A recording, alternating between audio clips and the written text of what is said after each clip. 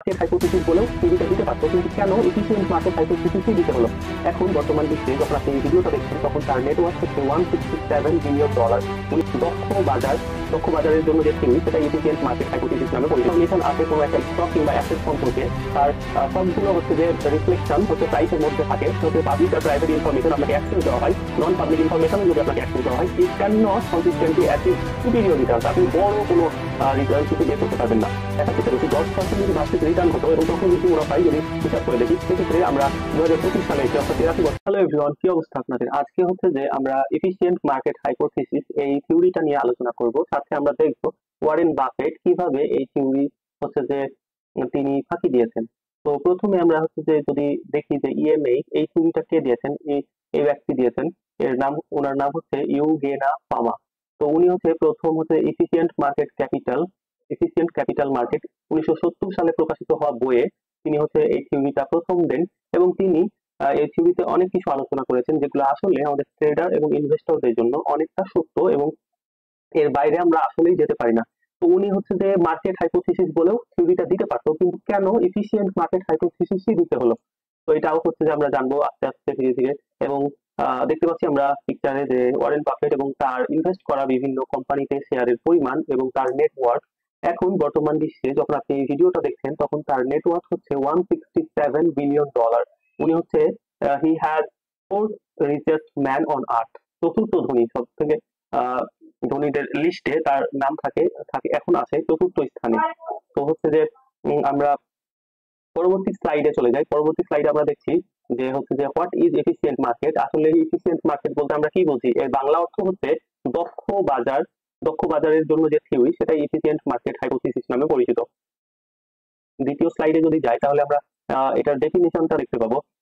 Efficient market hypothesis এর মানে হচ্ছে hypothesis that it states that share prices reflect all information and consistent alpha generation is impossible। এর অর্থ হচ্ছে যে এই হাইপোথিসিসে এই থিওরিতে হচ্ছে বলা হয়েছে যে প্রাইস মানে বাজার মূল্য রিফ্লেক্ট প্রতিফলন করে ইনফরমেশন এন্ড কনসিস্টেন্ট সকল ইনফরমেশনের যত ইনফরমেশন আছে কোনো একটা স্টক কিংবা অ্যাসেট সম্পর্কে, তার সবগুলো হচ্ছে যে রিফ্লেকশন হচ্ছে প্রাইসের মধ্যে থাকে। আর আপনি কনসিস্টেন্টলি ইম্পসিবল, প্রফিট করা ইম্পসিবল। তো এটা হচ্ছে যে এফিসিয়েন্ট মার্কেট হাইপোথিসিস, মানে আপনি শুধু যে প্রফিটই করবেন, লস করবেন না এমনটাও পসিবলই না। মার্কেটে যদি আপনি ট্রেড এবং ইনভেস্ট করে থাকেন তাহলে আপনি আসলে ব্যাপারটা অনুধাবন করতে পারবেন। 3 নাম্বার স্লাইডে হচ্ছে যে আমরা দেখতে পাচ্ছি যে এই থিওরির হচ্ছে 3টা স্টেপ আছে। উইক ফর্ম আছে, সেমি স্ট্রং ফর্ম আছে এবং স্ট্রং, একদম স্ট্রং ফর্ম আছে। তো কোনটা কোন ফর্ম, আসলে 3টা ফর্মে কোনটা কি বোঝানো হয়েছে সেটা আমরা পরবর্তী স্লাইডে দেখবো। তো হচ্ছে যে পরবর্তী স্লাইডটা একটু বড় হবে। তো এটা হচ্ছে যে আরেকটা হচ্ছে স্লাইড। তো এর পরের স্লাইডটা অনেক ভালোভাবে উপস্থাপনা করবো যে কোন ফর্মে আসলে কি বোঝায়। যেখানে আমরা দেখাচ্ছি যে উইক ফর্মে আসলে হচ্ছে ফার্স্ট প্রাইস এবং প্রাইস সম্পর্কে বলা হয়েছে। তারপর হচ্ছে যে সেমি স্ট্রং ফর্মে পাবলিক ইনফরমেশন সম্বন্ধে যে আমাদের নোটটা দেওয়া হয়েছে, এবং পরবর্তী স্ট্রং পেজে আমাদেরকে হচ্ছে প্রাইভেট ইনফরমেশন সম্পর্কে বলা হয়েছে। আসলে প্রাইভেট ইনফরমেশন বলতে এবং তার সম্পর্কে সে সম্পর্কে আমরা যদি মার্কেটের প্রাইভেট ইনফরমেশন জানি তাহলে কি রিয়াক্ট করতে পারি, এবং আসলে ব্যাপারটা একদম এক্সপ্লেইন করেছেন এই থিওরিতে। তো থিওরিটা খুবই একবার হচ্ছে দক্ষ মার্কেটের উপর ভিত্তি করে। তো আমার একটা সন্দেহ আছে, আসলে এখন যে ডোনাল্ড ট্রাম্প ম্যানিপুলেশন করলো কয়েকদিন আগে হচ্ছে টেরিফ দেওয়ার মাধ্যমে, তো এটা কি দক্ষ মার্কেটের মধ্যে পড়বে কি করবে না? কারণ এখানে কিন্তু প্রাইভেট ইনফরমেশন লিক হয়েছে এবং অনেকে প্রফিট করেছে এবং লসও করেছে তার আগে যারা প্রাইভেট ইনফরমেশন জানতো না। তো এ সম্পর্কে হচ্ছে যে আমার একটা অভিমত আছে। পরবর্তী স্লাইডে যদি আমি দেখি তাহলে দেখতে পাবো যে উইক ফর্ম ইএমএইচ এটা কি।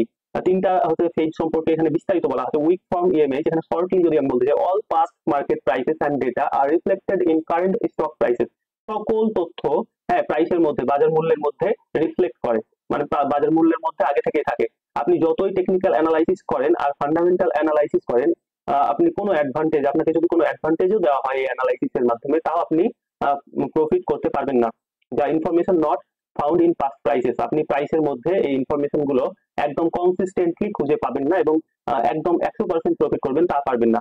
এবং সেমি স্ট্রং ফর্ম অফ ইএমএইচ দ্বিতীয় ফেজে বলা হয়েছে যে information from financial statements, news release and economic calendar can not result in consistent access of Returns. আপনি যতই ইনফরমেশন জানেন, পাবলিক ইনফরমেশন কোনো একটা কোম্পানির সম্বন্ধে, অথবা যতই আপনি নিউজ জানেন যে এখানে স্টকের দাম বাড়তে পারে কমতে পারে, এবং যতই আপনি ইকোনমিক ক্যালেন্ডার দেখেন, আপনি কখনোই কনসিস্টেন্টলি প্রফিট করতে পারবেন না। আপনার রেজাল্ট কখনোই রিটার্ন বড় হবে না। মানে প্রফিট থাকলে লস থাকবেই। এর মানে আমরা যখন পুল ব্যাক দেখি না, ওই পুল ব্যাকের কথাই আসলে হচ্ছে ইনডাইরেক্টলি উনি বলতেছেন।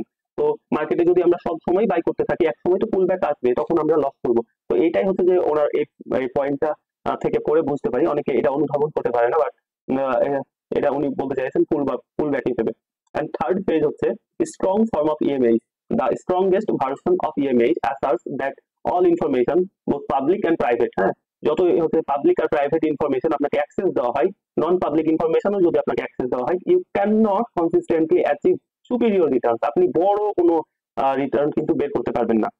কনসিস্টেন্টলি মানে হচ্ছে যে আপনি প্রতিনিয়ত বড় রিটার্ন বের করতে পারবেন না, যতই আপনাকে নন পাবলিক মানে পাবলিকের কাছে যে তথ্য নাই সে তথ্যও যদি আপনাকে দেওয়া হয়, তারপরেও আপনি হচ্ছে যে লস করবেন। এটাকে অনেকে ক্রিটিসাইজ ফর বিং আনরিয়ালিস্টিক। এটা আসলে আনরিয়ালিস্টিক এর মতো, কারণ আমরা দেখেছি যখন 2 এপ্রিলে টেরিফের নিউজ আসলো, তখন কিন্তু মার্কেট একেবারে পতন হয়েছে, সব দেশের সকল ইন্ডেক্স একবারে পতন হয়েছে। আর যখন তিনি হচ্ছে যে আবার টেরিফকে 90 দিনের মতো পজ করলেন, তখন আবার মার্কেট কিন্তু উপরের দিকে একদম রকেটের গতিতে চলে গিয়েছে।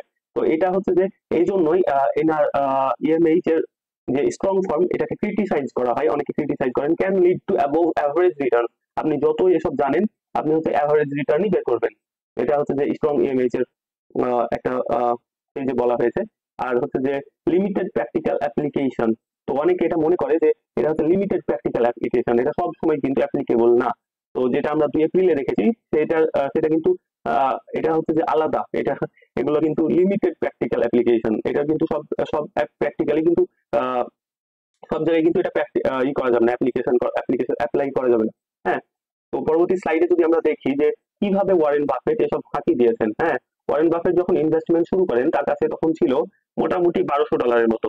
তিনি 11 বছর বয়স থেকে স্টক মার্কেটে হচ্ছে যে শেয়ার কেনা বেচা করতেন, এবং 14 বছর বয়স থেকে কিন্তু তিনি হচ্ছে যে সকল রিয়েল এস্টেট কোম্পানি আছে সেগুলোতে শেয়ার কেনা বেচা করতেন। তো 14 বছর বয়সে তার কাছে ছিল $1200 মতো তার কাছে, এবং তিনি আত্মীয়দের কাছ থেকে ধার নিয়ে এই পরিমাণ ডলার তিনি কিন্তু জমা করেছিলেন। পরবর্তীতে তিনি আমরা হচ্ছে যে দেখার চেষ্টা করছি 10% যদি বার্ষিক রিটার্ন হতো এবং চক্রবৃদ্ধি মুনাফাই যদি হিসাব করে দেখি, সেক্ষেত্রে আমরা 2025 সালে এসে, অর্থাৎ 83 বছর পরে এসে রিটার্ন পেতাম মোটামুটি হচ্ছে যে $2,96,00,000 বা $29.67 মিলিয়ন।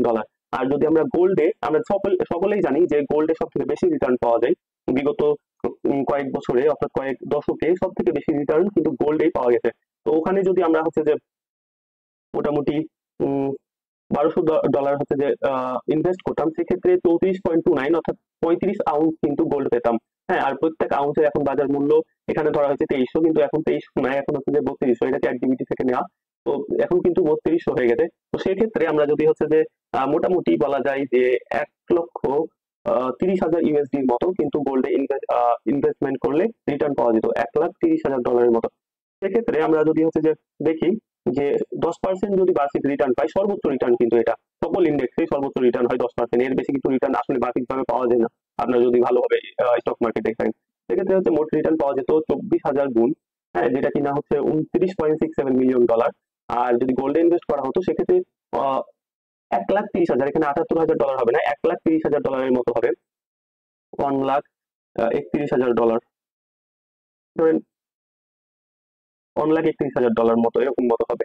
আর যদি হচ্ছে যে তার এখন আমরা পোর্টফোলিও দেখি, তাহলে দেখতে পাবো যে তার কাছে $167 বিলিয়ন আছে, যা কিনা তিনি হচ্ছে পৃথিবীর চতুর্থ ধনী। যদিও হচ্ছে যে ভ্লাদিমির পুতিন অথবা ডোনাল্ড ট্রাম্প আসতেছে, কিন্তু এনিওয়ে তিনি কিন্তু বিশ্বের চতুর্থ ধনী $167 বিলিয়ন সাথে।